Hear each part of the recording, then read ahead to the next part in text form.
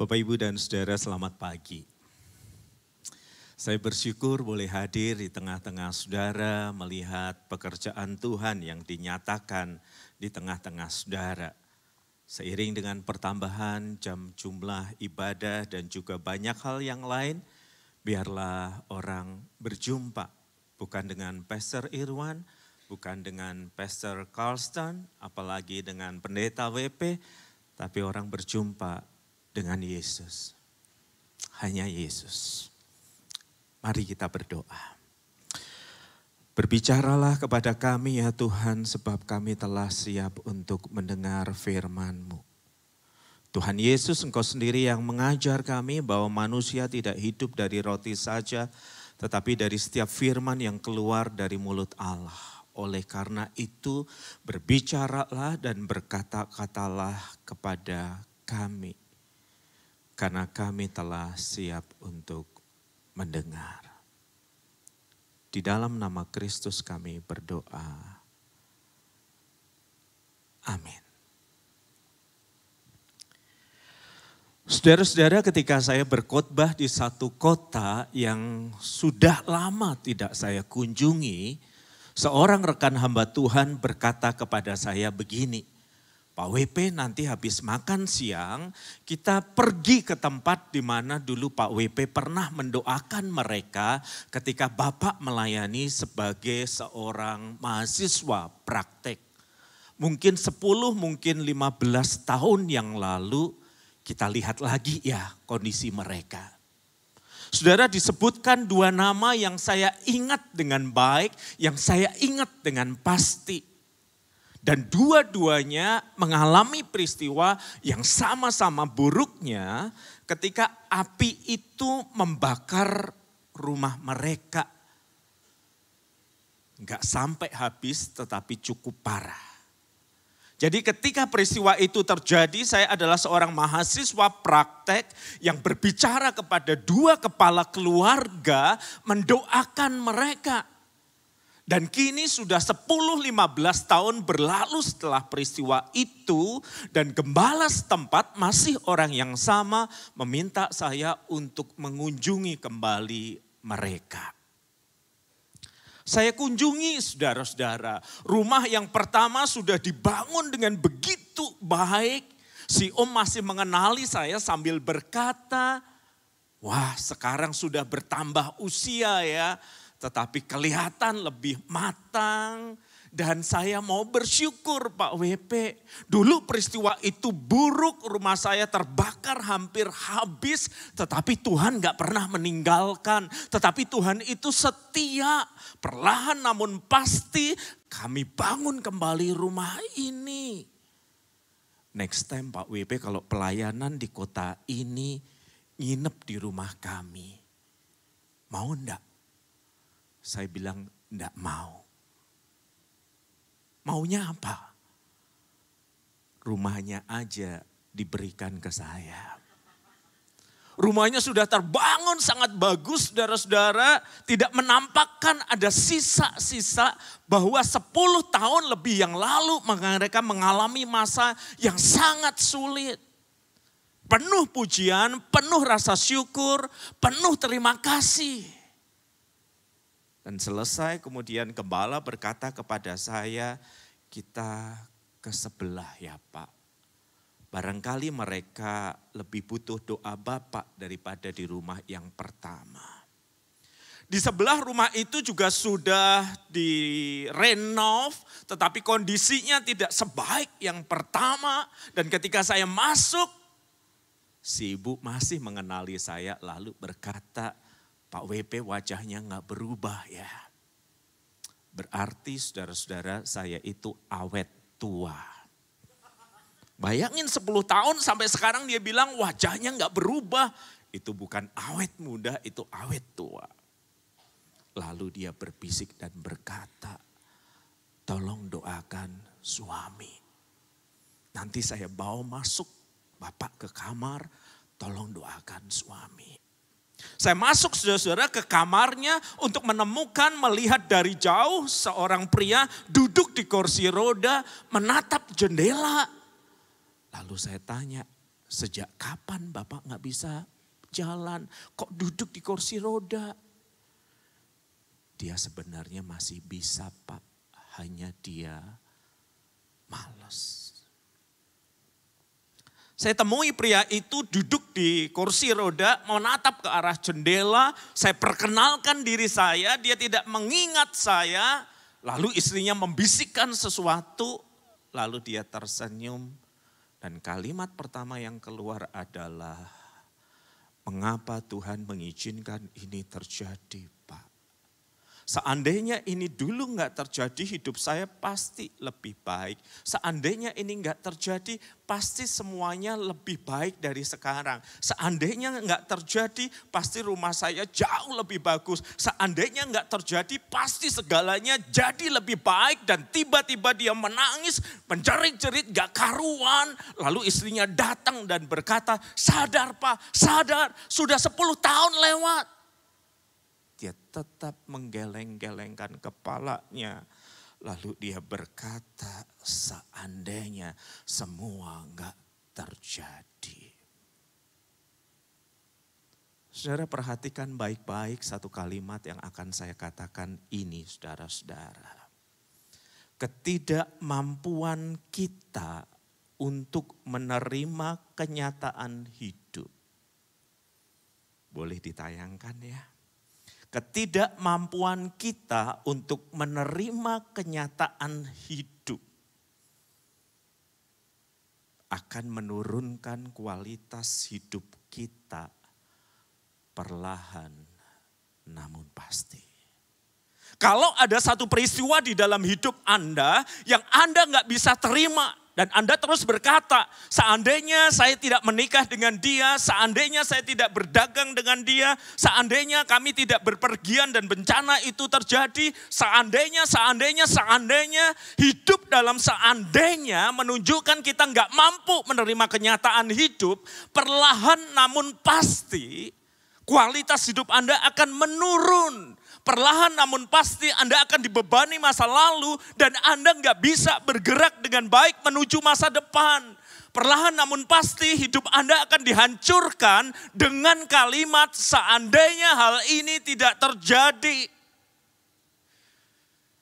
Pak WP tahu kan kenapa saya nggak menikah sampai sekarang walaupun banyak yang suka, banyak yang mendekati.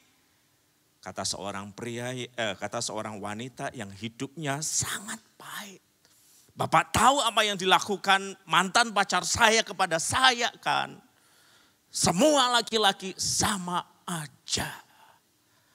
Dan di titik ini saya berkeberatan dan berkata enggak sama.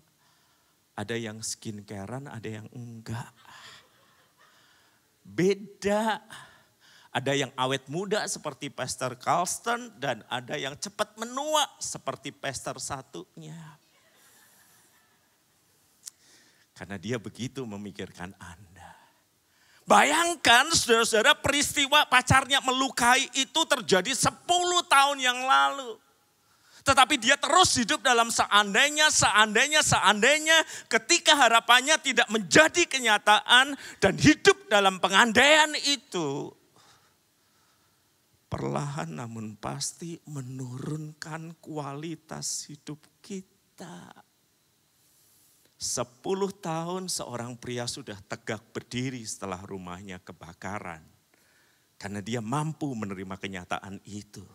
10 tahun berlalu, seorang pria yang lain duduk di kursi roda dan terganggu kesehatan mentalnya. Karena dia tidak sanggup menerima peristiwa yang sama terjadi dalam hidup. Dan saya tahu pasti ada peristiwa-peristiwa tertentu di dalam hidup yang tidak mampu Anda terima kan. Ada peristiwa-peristiwa tertentu di dalam hidup yang membuat kita kemudian merasa nggak bisa move on kan. Ada peristiwa-peristiwa tertentu dalam hidup yang tidak menyenangkan. Dan kita nggak punya harapan di tengah keterpurukan yang terjadi dalam hidup kita. Dari mana datangnya harapan itu? Wong hidup saya sendiri yang berantakan kok Pak. Dari mana datangnya harapan itu? Wong hidup saya sendiri yang mengalami peristiwa tidak menyenangkan. Siapa yang bisa saya andalkan? Terbukti hidup saya sudah gagal. Dan itu sebabnya saudara-saudara saya mengajak kita merenungkan tema ini. Dari mana kita menemukan harapan di tengah keterpurukan hidup ini?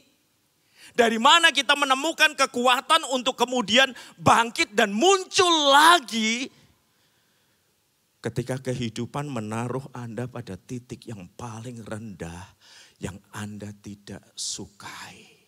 Dari mana muncul harapan ketika hidup sedang berada dalam keterpurukan? Yang pertama saudara-saudara, kita memiliki harapan di tengah keterpurukan ketika ada sahabat-sahabat yang mengasihi, menerima kita apa adanya, lalu membawa kita pada Kristus. Baca ayat ini. Markus 2 ayat yang ketiga hingga ayat yang keempat. Ada orang-orang datang membawa kepadanya seorang lumpuh. Lumpuh berarti dia tidak bisa bergerak. Kalau Anda tidak bisa bergerak, Anda tidak bisa bekerja, Anda tidak bisa melakukan apapun, masa depan Anda suram. Lumpuh berarti Anda tidak punya kekuatan di dalam diri Anda sendiri. Tetapi kini ada orang-orang, temannya pasti, sahabatnya yang membawa kepada Yesus digotong oleh 4 orang. Saudara lihat yang lumpuh gak bisa ngapa-ngapain, tetapi dia punya sahabat yang mengasihi dan peduli, digotong oleh 4 orang. Dan ketika mereka hendak masuk ke rumah, memohon Yesus akan untuk menyembuhkan, mereka lihat rumah itu sudah begitu penuh. Alkitab mengatakan di ayat yang kelima, mereka tidak dapat membawanya kepada Yesus karena orang banyak itu. Semua orang punya kepentingan sama Yesus, semua orang mau dijamah, semua orang mau disembuhkan. Dan barangkali karena mereka membawa, menandu orang itu, maka mereka terlambat datang. Sudah terlanjur penuh.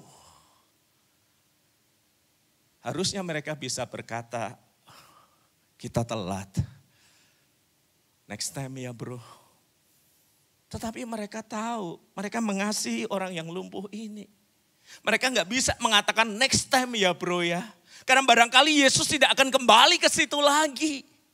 Terus mereka berpikir bagaimana caranya supaya bisa ketemu Yesus. Salah satu di antara mereka melihat ke atas barangkali sambil berkata, I have an idea. Mereka segera naik saudara-saudara, rumah zaman dulu itu bentuknya seperti itu.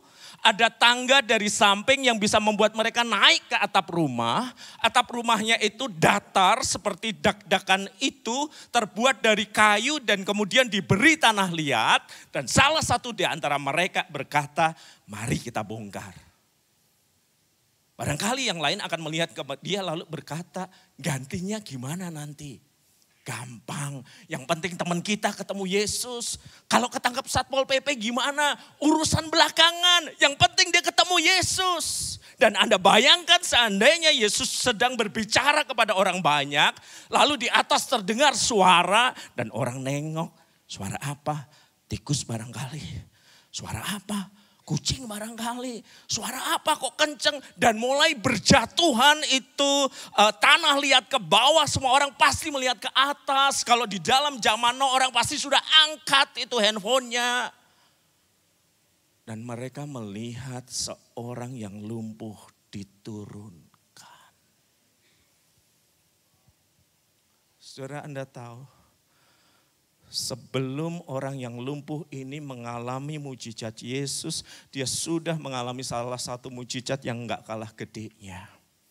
Dia punya teman yang peduli, dia punya teman yang mengasihi, dia punya teman yang mempertaruhkan diri mereka demi kesembuhannya. Barangkali dia juga akan berpikir, ini aku mau diturunkan beneran. Kalian sudah latihan tah? Udah gladi bersih belum? Kalau aku diturunkan pakai tali dan kalian gak latihan, aku jatuh gimana? Tapi teman-temannya insist, we will do that for you. Untuk membuat kamu ketemu Yesus. Saudara, kita punya harapan di tengah keterpurukan ketika Anda punya sahabat yang mau mendoakan Anda, menerima Anda apa adanya, menawarkan kopi kepada Anda, lalu membawa Anda kepada Yesus. Harapan di tengah keterpurukan datang. Ketika ada orang-orang yang masih peduli dan mengasihi Anda, mendengarkan Anda, menyediakan dirinya, dan membawa Anda berjumpa dengan Yesus. Sebab Anda tahu, bukan hanya harapan yang hancur yang akan menghancurkan hati kita. Yang menghancurkan hati kita, selain harapan yang hancur adalah bahwa Anda sendirian di dalam pergumulan itu. Dan Anda boleh lihat, semua orang yang memutuskan untuk mengakhiri hidupnya, mayoritas dia sendirian menjelang akhir hidupnya. Sebelum seseorang memutuskan untuk meloncat, sebelum seseorang memutuskan untuk memotong nadinya, sebelum seseorang memutuskan untuk menelan obat tertentu, bukan cuman pergumulan itu yang menghancurkannya, tetapi rasa sepi.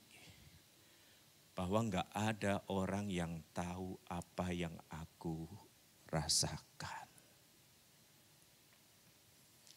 Loneliness atau kesepian, saudara-saudara. Dan perasaan tidak diinginkan adalah kemiskinan yang paling parah. Kesepian dan perasaan tak diinginkan adalah kemiskinan yang paling buruk. Sudah kena masalah, tidak ada yang peduli, tidak ada yang mengasihi. Maka orang memutuskan untuk mengakhiri kehidupannya. Buat apa saya hidup Pak WP? Enggak ada yang menganggap saya penting. Buat apa saya bertahan Pak WP? Enggak ada yang mencintai saya. Buat apa saya berjuang Pak WP? Hidup saya enggak ada nilainya. Udah kena masalah, udah kena pergumulan, merasa sepi dan sendiri.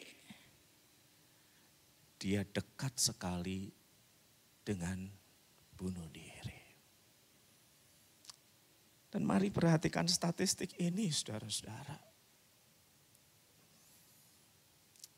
Boleh ditayangkan sekitar 98% dari sebuah survei tahun 2021 merasa kesepian. Gak ada yang menganggap saya berharga, gak ada yang mengingini saya, gak ada yang terhubung dengan saya. Dan 40% memiliki pikiran untuk melukai diri sendiri ataupun untuk berpikir untuk bunuh diri dalam 2 minggu terakhir ketika survei itu dilakukan. Dan survei dari Badan PBB mengatakan setiap jam 100 orang mati terkait dengan problem loneliness atau kesepian itu. Berarti setiap menit ada 30-an orang yang memutuskan untuk berakhir hidupnya terkait dengan penyebab-penyebab akibat merasa sepi.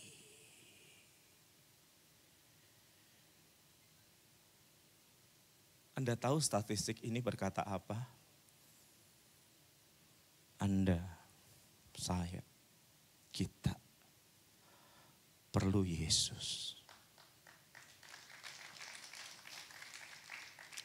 Anda, saya, kita perlu orang-orang yang akan menunjukkan kepada kita, orang-orang yang akan berkata kepada kita, orang-orang yang akan membawa kita pada Yesus. Maka ketika Roh Kudus menggerakkan hati Anda untuk berbicara tentang Kristus kepada seseorang, untuk memforward sebuah kutipan lagu atau firman Tuhan kepada seseorang, jangan katakan kepada saya, Pak, saya sudah berulang kali berbicara, dia menolak. Pak, saya sudah berulang kali kirim WA firman Tuhan, dia abaikan. Pak, sudah berulang kali saya ajak bicara, dia bebal. Semua orang perlu Yesus. Walaupun ada saat di mana dia merasa tidak terlalu perlu. Tetapi ketika Anda menggerakkan, ketika Roh Kudus menggerakkan Anda untuk berbicara, membawa orang pada Yesus. Just do it. Anda pernah nggak sih saudara-saudara naik kereta api jarak jauh? Misalnya dari Surabaya ke Jogja, saudara-saudara itu 4-5 jam perjalanan. Saya sering naik kereta api karena lebih rileks. Begitu naik 10 menit kemudian orang yang jualan makanan, Mbak atau Mas lewat menawarkan, mau sarapan Bapak Ibu, kopi, kue, snack. Dan saya berkata pada diri saya, enggak, saya sudah makan. Enggak tergoda. Mereka hilang. Sejam kemudian mereka muncul. Kopi, teh, Bapak Ibu, ada kue barangkali lapar daripada masuk angin. Ini ada sarapan, Bapak Ibu mau? Sekali lagi saya bilang, enggak Mbak, terima kasih. 40 menit kemudian mereka lewat. Sekali lagi. Teh, kue, Bapak Ibu masih ada sarapan, nasi goreng, empal dan yang lainnya daripada masuk angin. Bapak mau? 2 kali saya bilang enggak. Kali ini saya tetapkan hati saya, enggak. Tapi saya mau lihat, apa sih? Saya mulai lihat, mulai pegang. Mau Pak? Enggak. Saya taruh. Dari enggak mau lihat sama sekali. Mulai pegang, enggak. 2 jam dari berangkat mereka datang. Bapak mau sarapan Pak? Saya mulai bertanya, yang enak apa? Nasi goreng Pak. Tapi saya kembali berkata, enggak, saya sudah sarapan. Gimana Pak, udah dipegang mau dibeli? Terima kasih, enggak. Mereka pergi. 3 jam setelah saya masuk kereta, saya mulai kangen mereka. Kok gak ada yang nawarin ya? Saya udah mulai lapar nih, saat ini saya butuh nih. Begitu mereka lewat, ya Mbak saya mau Mbak, 2 porsi. Saudara, mereka menawarkan makanan jasmani aja gigih kayak gitu loh. Demi keuntungan finansial. Kenapa kita tidak segigih itu dalam tanda kutip. Menawarkan orang untuk mengalami yang terbaik dalam hidupnya lewat Yesus. Pertama mungkin mereka nolak, enggak. Kedua mungkin mereka berkata tidak. Ketiga kali mungkin berkata coba ya lain kali ya. Keempat kali mungkin mereka merasa ada dalam kondisi hidup tertentu. Dan mereka berkata aku gak tahu apa yang harus aku lakukan. Dan barangkali WA Anda kelima, kontak Anda kelima. Itu tepat pada waktunya. Dan mengubah hidupnya selama-lamanya. Dunia ini penuh dengan orang putus asa dan kesepian. Dan hanya satu yang bisa mengalirkan sumber kehidupan kepada mereka. Yesus. Hanya Yesus. Selamanya Yesus yang memberi aliran-aliran hidup itu.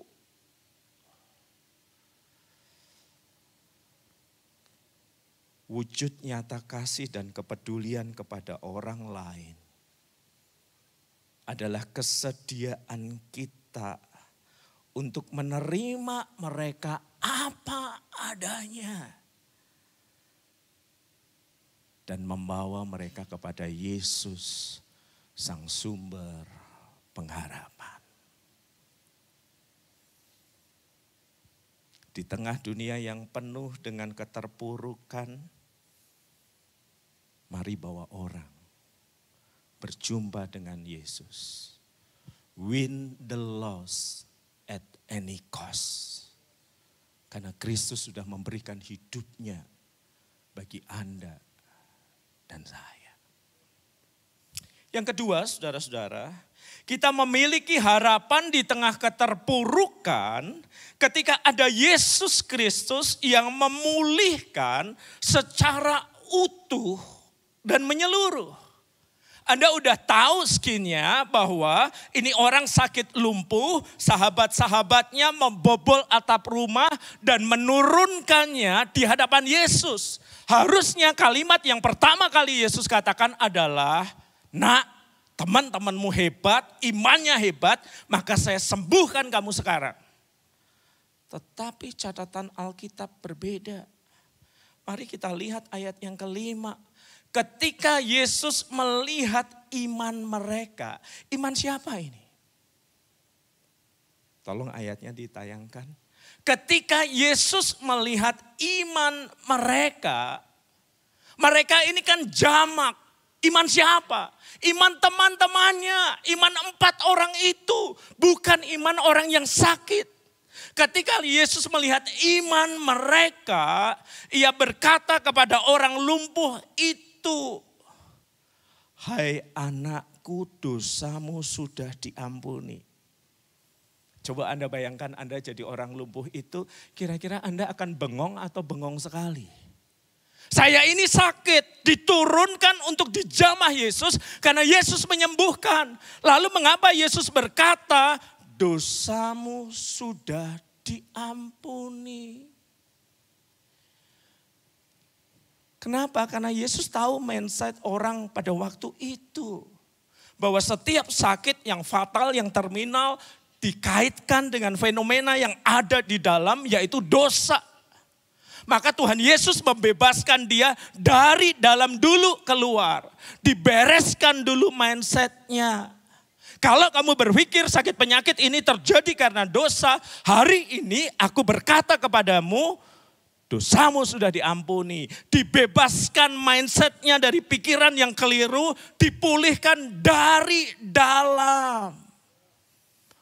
Sekaligus ketika Yesus mengatakan kalimat ini, dia hendak menunjukkan siapa dirinya. Siapa yang bisa mengampuni dosa? Hanya yang ilahi, hanya pencipta kehidupan, hanya Sang Sabda yang menjadi manusia, hanya Tuhan yang berhak mengatakan dosa seseorang diampuni. Sehingga gak heran di situ duduk beberapa ahli Taurat dan mereka berpikir, mengapa ia berkata begitu? Ia menghujat Allah. Siapa yang dapat mengampuni dosa selain Allah sendiri? Saudara, Anda pernah dengarkan orang dari keyakinan lain berkata begini, tunjukkan satu ayat di mana Yesus mengatakan dirinya Allah, maka aku akan percaya sama Yesus.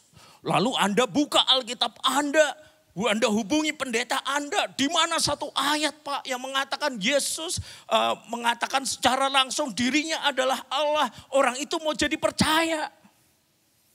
Saudara, sebenarnya dalam konteks Yahudi, ketika Yesus menyatakan pengampunan dosa, dosamu sudah diampuni. Secara eksplisit Yesus mengatakan dirinya adalah Sang Sabda yang menjadi manusia. Dia adalah Allah yang berkuasa. Dia adalah Tuhan yang hidup, yang mengampuni dosa. Sehingga orang Yahudi keberatan lalu berkata dia menghujat Allah. Dia menganggap dirinya serupa dengan Allah. Dan lewat kalimat itu Yesus ingin menegaskan bahwa dia sungguh Sang Sabda yang menjadi manusia itu. Dia Sang Pencipta kehidupan. Anda lihat dia mengerjakan pemulihan itu dari dalam. Karena iman siapa saudara-saudara? Karena iman orang yang sakit itu. Bukan karena iman mereka, karena iman teman-temannya. Hal yang sama juga bisa terjadi padamu. Karena imanmu Yesus memulihkan keluargamu. Karena imanmu Yesus memulihkan teman terbaikmu. Karena imanmu Yesus memulihkan orang yang kamu bawa kepadanya. Iman Anda itu bisa berdampak pada hidup orang lain. Ketika Yesus melihat imanmu dan memutuskan untuk menjamah orang yang kamu bawa kepadanya. Yesus tidak melihat iman orang lumpuh itu lalu berkata dosamu sudah diampuni. Dia ngelihat teman-temannya yang tadi menjebol atap itu. Dan berkata dosamu sudah diampuni. Dipulihkan dari dalam dulu. Mindsetnya dibebaskan. Lalu mari kita perhatikan ayat selanjutnya saudara-saudara. Kepadamu kukatakan ayat 11. Bangun, angkatlah tempat tidurmu dan pulanglah ke rumahmu. Orang kalau mindsetnya udah dibenerin. Orang kalau pikirannya udah dibenerin, maka ekspresi badani itu cuman akan ngikut saja. Dan ketika Yesus bersabda, bangunlah, angkatlah tempat tidurmu dan pulanglah ke rumahmu. Dan orang itu bangun, segera mengangkat tempat tidurnya dan pergi keluar di hadapan orang-orang itu. Mungkin dia akan bangun, mengangkat tilamnya, lalu menengok ke atas sama teman-temannya sambil berkata, thank you bro, see you outside. Kita syukuran kita ngopi bareng. Dalam dipulihkan, kemudian menyusul badannya, tubuhnya disembuhkan. Tuhan itu kalau memulihkan gak pernah tanggung-tanggung. Dia kalau memulihkan, dia kalau menjamah, dia mengubah sesuatu dari dalam. Lalu dia juga menjamah tubuh jasmani kita dan memberi kesembuhan. Dan Yesus yang sama yang mengerjakan mujizat yang utuh di masa lalu adalah Yesus yang mengerjakan mujizat yang utuh di masa kini. Adalah Yesus yang mengerjakan mujizat yang utuh di masa depan. Karena firman Tuhan berkata apa? Aku tidak pernah meninggalkan engkau.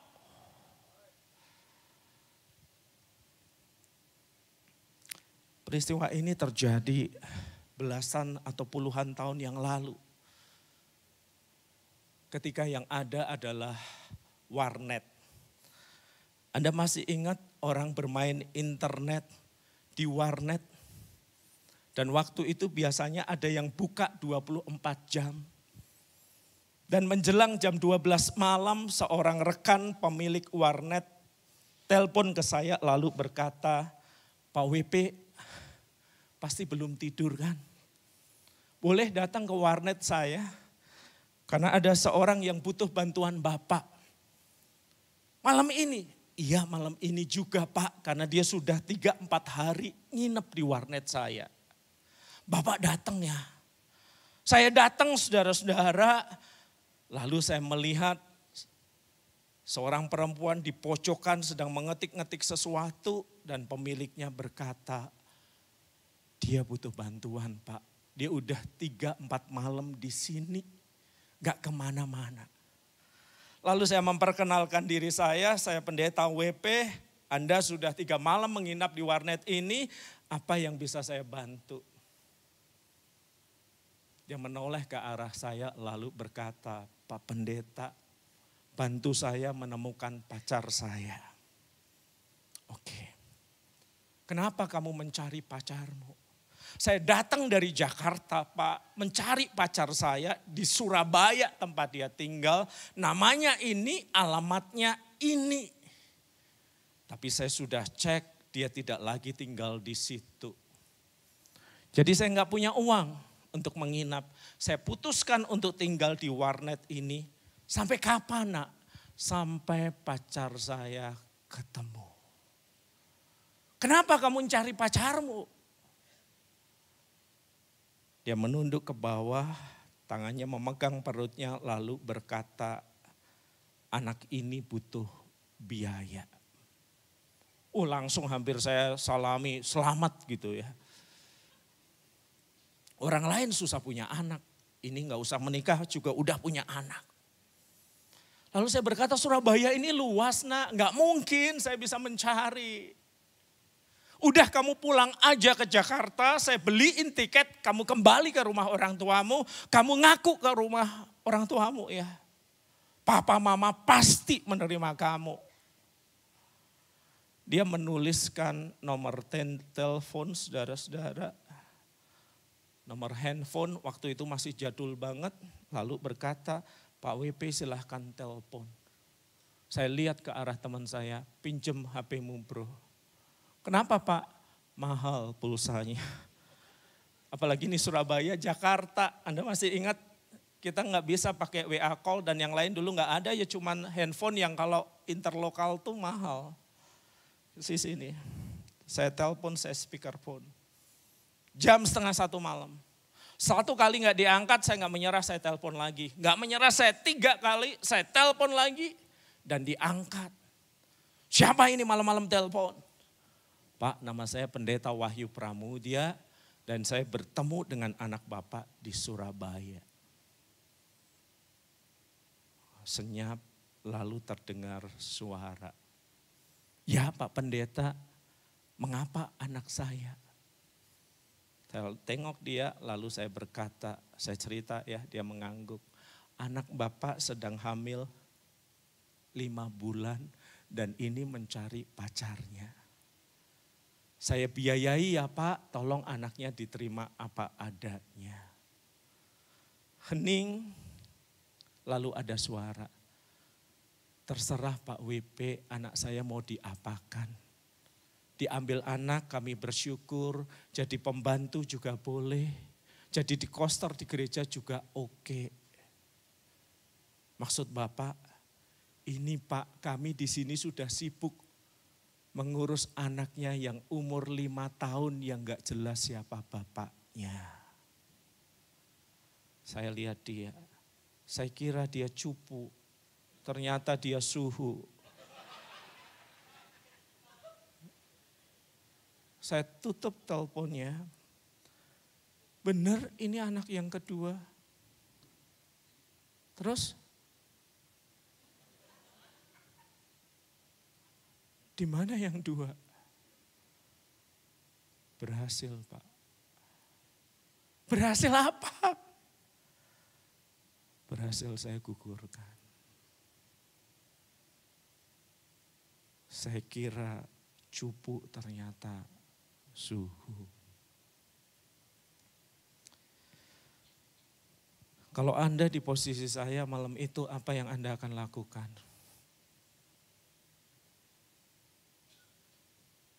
Sulit ya. Kini Anda ngerti kan kenapa hamba Tuhan selalu kelihatan lebih tua dari umurnya. Termasuk yang duduk di depan.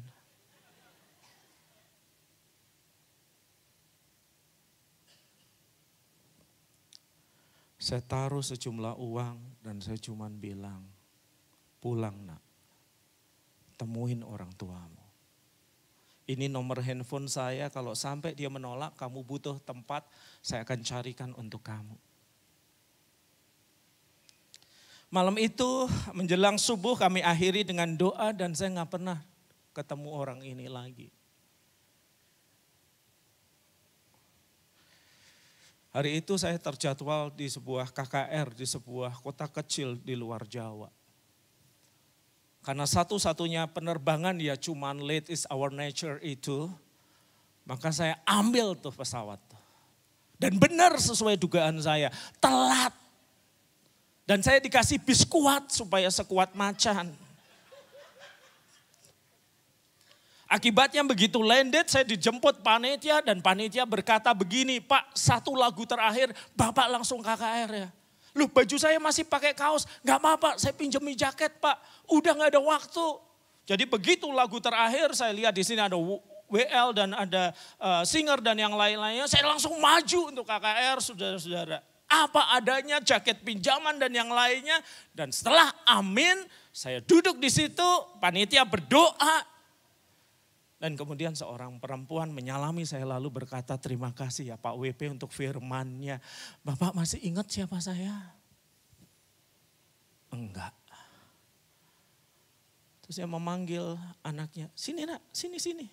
Salam sama Pak Pendeta. Anaknya salam dan si ibu berkata, cium tangannya Pak Pendeta. Mama berhutang hidup sama Pak Pendeta. Saya mulai nengok. Kamu siapa? Datang dari masa depan atau masa lalu?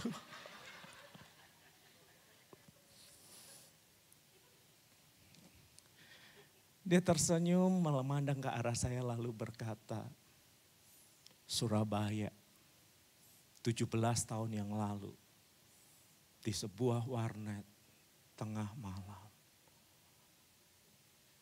Kamu? Iya Pak. Masih hidup? Puji Tuhan. Lalu dia memanggil seorang lalu berkata, saya tahu ingat dia tadi main musik di situ. Pak, kenalan sama Pak WP. Oh ini Pak WP yang kamu ceritain. Saya suaminya Pak. Terima kasih untuk berdoa bagi dia malam itu. Loading saya masih lambat saudara. Ini apa gitu.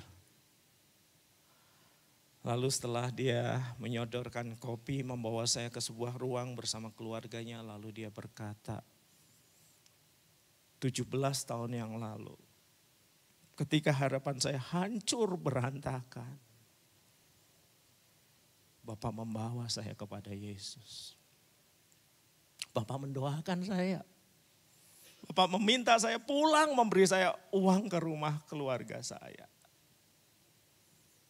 Dan Bapak tahu. Tuhan Yesus menangkap saya. Mengampuni dosa dan salah saya. Bapak ingatkan berapa kali saya hamil. Lalu saya bilang gini. Berapa yang hidup Pak? Lalu dia bilang, sekarang Tuhan Yesus mengampuni saya. Tuhan memanggil saya jadi hambanya. Saya masuk STT, ketemu suami yang tahu latar belakang saya. Dan ini kami di sini sebagai sebuah kesaksian. Kalau Tuhan menjamah, kalau Tuhan memulihkan, Dia memulihkan secara utuh dan menyeluruh. Dia tebus salah dan dosa saya. Dia beri saya hidup yang baru. Dan di kota kecil ini Pak, kami mengabdikan hidup kami untuk Yesus. Bapak boleh sharingkan cerita ini, tetapi saya nggak mau muncul ke permukaan. Saya cuman mau bilang, cuman Yesus yang memberikan pemulihan menyeluruh. Cuman Yesus yang bisa mengubah sampah kayak saya. Jadi seorang hamba yang berdiri di hadirat-Nya. Dia menyucikan segala dosa saya. Dia memberi saya hidup yang baru. Dan Tuhan kalau pernah bekerja, Tuhan kalau menjamah saudara-saudara, tidak pernah tanggung-tanggung. Dia memperbaiki kita dari dalam, menyucikan hidup kita. Dia mengubah apa yang kemudian muncul dan nampak di hadapan orang lain. Dan hanya Yesus yang bisa begini. Dan barangkali Anda ingat teman yang harus Anda bawa kepada Yesus. Yang butuh harapan di tengah keterpurukannya.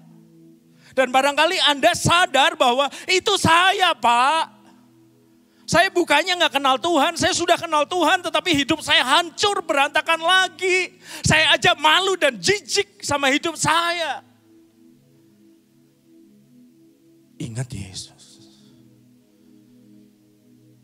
Ingat, dia di atas kayu salib itu dia mati untuk menyucikan Anda dan saya dari segala kesalahan.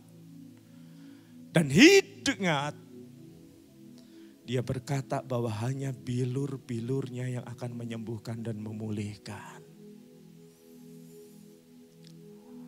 Hanya Yesus. Selamanya hanya Yesus yang bisa menjamah dan bisa memulihkan kehidupan. Dan barangkali Anda berkata, itu saya. Tuhan Yesus bersabda, marilah kepadaku yang letih lesu dan berbeban berat, sebab aku akan memberikan kelegaan kepadamu. Mari kita berdoa.